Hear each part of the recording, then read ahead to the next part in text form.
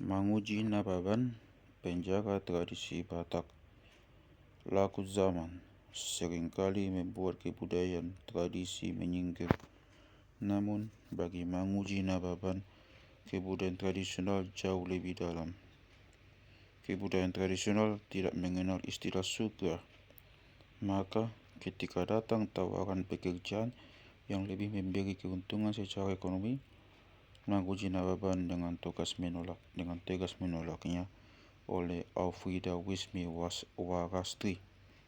Manguji Nababan lahir Tapanuli Utara, Sumatera Utara, 3 April 1971.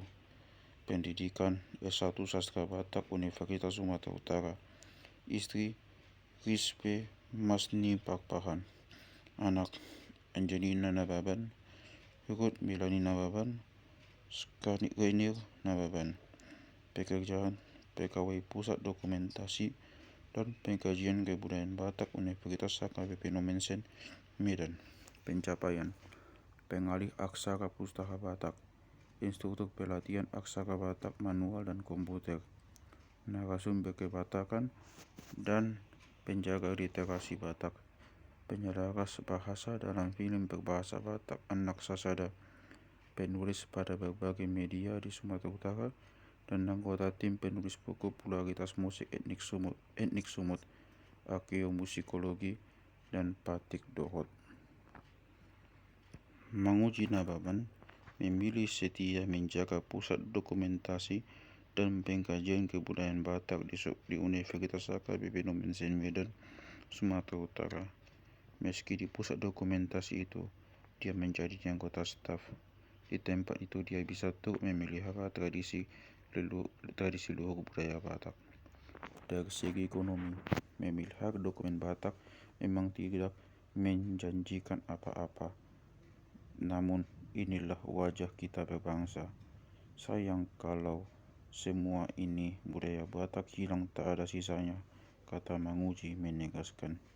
Berbagai hambatan struktural dia alami untuk menjaga pusat dokumentasi yang didirikan pada 1983 oleh Profesor Amudi Pasaribu itu, terutama sepeninggal Ben M. Pasaribu almarhum, Direktur Pusat Dokumentasi dan Pengkajian Kebudayaan Batak PDKPB. Namun kendala ini pun tidak menghalangi Manguji untuk terus berkiprah dalam berbagai kegiatan budaya di Sumut. Ia melakukan transliterasi pustaka atau catatan-catatan Batak Toba kuno yang masih tertulis pada daun lontar atas permintaan beberapa peneliti luar negeri. Manguji juga turut mempopulerkan penulisan aksara Batak lewat komputer yang diciptakan filolog dari Universitas Hawaii, Uli Kozok. Manguji juga mengambil bagian dalam upaya penyederhanaan alat Batak Toba dan mengembalikannya pada nilai-nilai awal yang diselenggarakan pemerintah Kabupaten Samosir pada 2010. Perkawinan Batak yang terkenal lama dan penuh dengan materialisme diupayakan kembali sederhana dan hangat.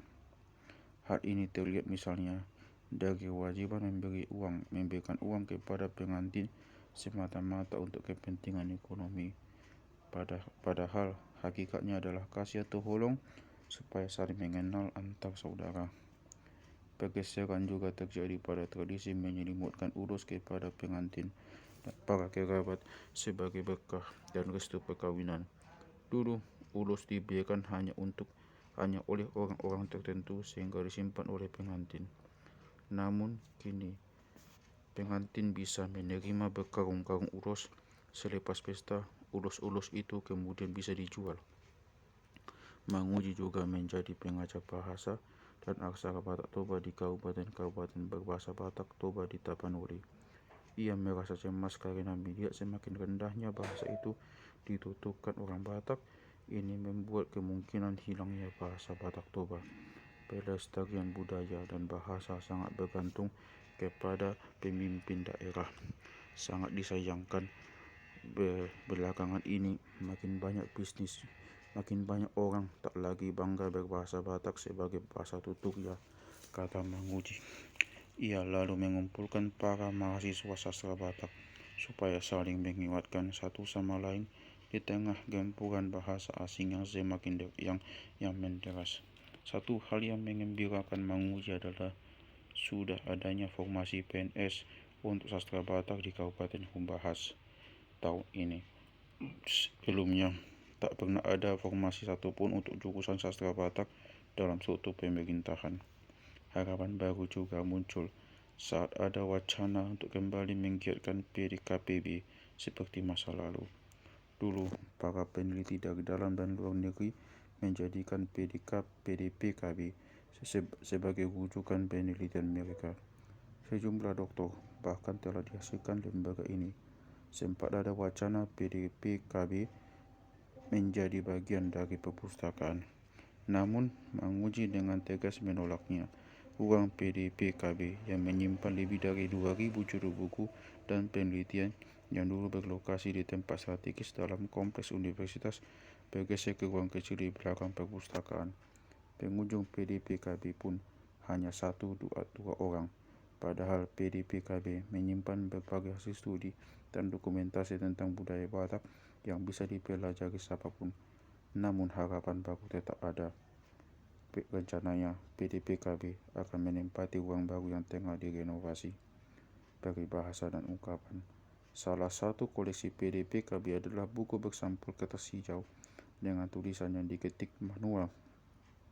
Di dalamnya tertulis peribahasa dan ungkapan luhur berbahasa Batak Toba. Dang boy macaluk sisip, artinya tidak boleh menerima suap, toto menguji. Ada pula ungkapan jolo didilat bibir asa nidok hata atau jilat bibir sebelum bicara yang bermakna berhati-hatilah ketika kalau berbicara. Ungkapan lain, sukun mula nihata topot mula uhum, artinya jika ada persoalan, tanyakan dulu kejadian sebenarnya, jangan cepat mengambil kesimpulan. Ungkapan-ungkapan itu menurut menguji belakangan semakin jarang diketahui anak muda.